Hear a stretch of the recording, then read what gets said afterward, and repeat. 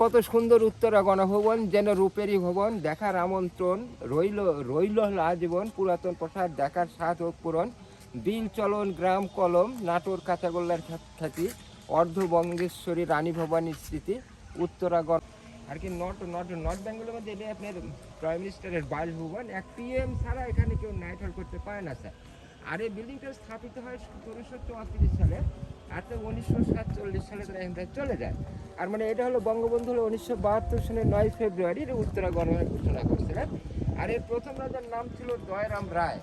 উনি ছিলেন বাংলার অর্ধবঙ্গেশ্বরী রানী ভবানী মাতা। বাংলার অর্ধবঙ্গেশ্বরীর মালিক ছিলেন স্যার ওই রানী ভবানী।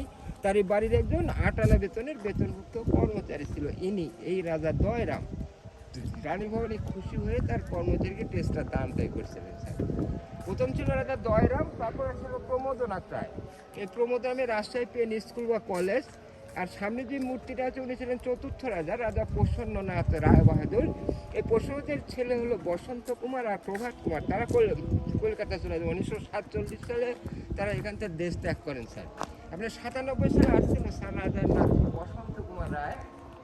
যে ৮৪ বছর বয়সে বৃদ্ধ উনি প্রথমে ডিসি সাহেব থেকে পারমিশন ঢুকতে দিয়েছিলেন না, পরে সে পারমিশন নিয়ে আসছিলেন বা বহু সাংবাদিক এখানে আসছিলেন, তাকে বারবার প্রশ্নটি করেছিলেন যে আপনি যত সম্পদ থেকে চলে গেছেন, মানে আবার কিন্তু আসছিলেন, সে হেসে বলছিলেন যে এখানে রাজত্ব সেবন করবোই বাকি।